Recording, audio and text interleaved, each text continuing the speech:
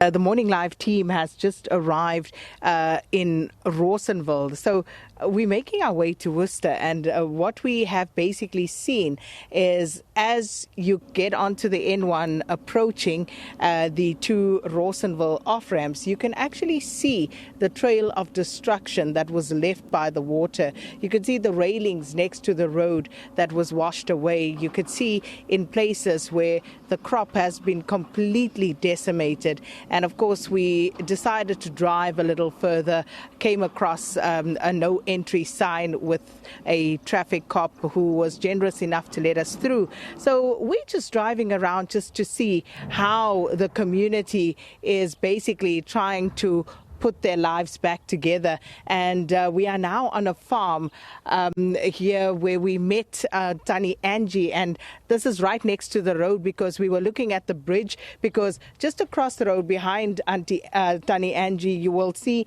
and we'll show you some of that footage, where the power lines have been completely dropped, and you can see some of the workers are still trying to fix the bridge, fix the power lines, fix all the infrastructure here, but there has been devastation, and of course the residents are trying to put their lives back together. Tannie Angie, dankie dat Tannie ons nou hier verwelkom het, maar se tragiese ding wat hier gebeur het. Dit is ja, want jy dink nooit dit gaan met jou gebeur nie, en dit met ons almal gebeur. En ja, almal handel hulle goeders verskillend. En ja, ek is diep seer, maar what can you do? Your life goes on. Dit is so, maar die verwoesting wat 'n mens hier sien, op die oog af kan 'n mens sien as jy inkom, hier het iets gebeur. Ja, dis erg, want dit vat jare om op te bou.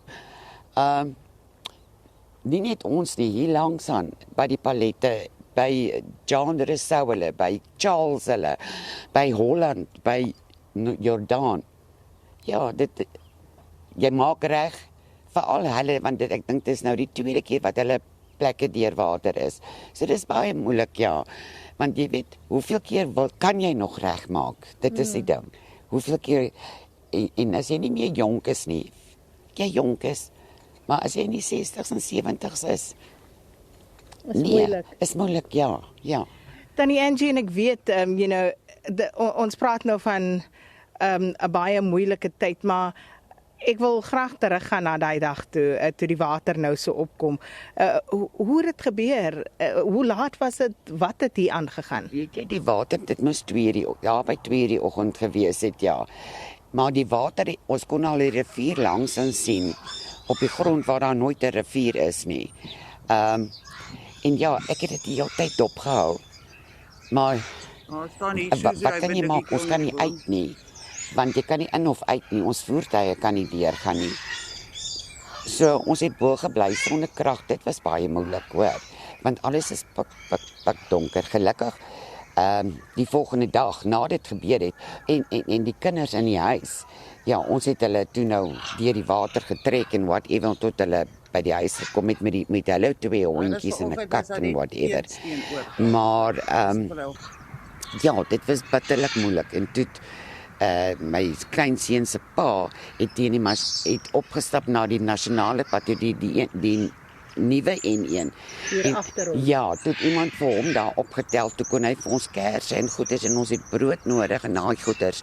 Ja, so ek sê dis moeilik, want jy kan by niemand uitkom nie, en die selfone werk nie. Gelukkig het ons 'n generator, maar hy is nou nie 'n massive ding nie, maar hy darm, en ons het gas, so hy darm ook gewerk. Ja, maar dit is terrible, hoor. Ja, dit is very scary. Very scary. Ek kan sien, Tannie Angie word nog steeds emosioneel om daaraan te dink en oor te praat, maar as ons net kan aanstap, net om te kyk wat het hier gebeur in die huis. Dis die dokter se huis. Net so 'n oombliekie vir my, soos net hier, so Tannie sê, dis Tannie se dogter se huis. Dis my dogter se huis, ja, wat ons baie jare gevat het om te bou. Vir haar plekkie en haar seentjie. So, ja, hier kom jy in. So, dis nou hier in hierdie huis. Ja, jy kan sien hoe lyk dit hierso, en waar was die water en die meubels, alles lê rond. everything het gefloat, ja, die yskas, die diepvries, die kaste, die beddens. Sy het geen skoene nie, want jy weet jou skoene is mos in die onderkas, ja. Alles, die kleinseun se skooltas, everything is gone, my dear. En 'n mens kan sien dis 'n tuiste wat met soveel liefde. Dis met liefde gebou, ja, met baie liefde. Haar pa het sy alles gegee vir dit, ja. En ek dink dis wat ons die hartseerste maak, maar ten minste. En dis die tafel waar die kinders op gelê het toe hulle besef die water begin nou inkom. En ja, this very hard, so my dear. Ja, everything's taken. Maar ons weet die Here gaan vir ons weer teruggee. En die kleintjies, ek kan my nie indink hoe vreesbevange hulle moes wees. Ja, die seentjie, hy word nou 13. Ja, hulle sê by die skool, hulle kan sien hy's traumatized. En die hondjies was in 'n state en die kat, ja. Maar gelukkig is hulle veilig. En ons het nie lewens hier verloor nie, so ons is baie dankbaar vir dit, ja. En Tannie se dogter? Weet jy, my dogter hanteer dit haar eie way. Sy het haar salon in Woester, so sy werk, dit vat haar mind 'n bietjie af en van haar kliënte het haar bietjie gehelp, finansiëel gehelp en die pa van die seentjie, hulle het so 2 of 3 dae gebly by sy ouers, so hulle het verskriklik baie gehelp en nou is sy by haar niggie in Woester. Ja, totdat ons nou kyk wat gebeur, wat gaan die assessor sê en whatever. Want dis ook 'n groot ding, of Tannie hulle nou verseker is. Ja, die verseker vir die vloed en goeder, so hooplik val die kombuiskaste en goeder daaronder, maar die meubels is glad nie verseker nie, ja. So sy moet maar, soos wat hulle geld het, sal ons maar moet stuk koop weer. Yeah. And that's Tannie Angie Fritz just walking us through this very traumatic event that befell her family. And as you can see, the total destruction that went on in this home that is her daughter's. And of course, you can see the damage, total destruction that was wreaked by the water as it came through. And the table that Kwazi is showing you now, this is where the kids then ultimately got up to try and elevate themselves from the water. And unfortunately, Tannie Angie's grandson, not doing too well, really traumatized by what had happened. As you can imagine, at 2 a.m. in the morning when something like this happens. And you see the pictures that she shared with us. They've lost some springbuck that they had, 9 of them. And also, when you see where the water was, and it looks like a river, but it's not. The river is actually further down, but that's how far and how high the water pushed up here. They also lost 2 buffaloes, so it's 2 emos.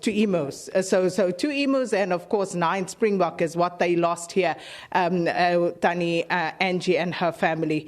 And this is of course what people have to recover from. A home that was so painstakingly built and curated with love, totally devastated. And this is just one of many stories. She told us about neighbors further downstream, and they were even lower down and the water rose higher because they were next to the river. And she said they were literally on their roofs. They had to be rescued, and we understand that a few people may have lost their lives further down there. And people are still traumatized. They aren't ready necessarily to talk to us, and we can smell the devastation still in the air. So this is day 1, and of course we'll be going around and looking at and trying to curate more stories of families trying to pull themselves back up by their bootstraps.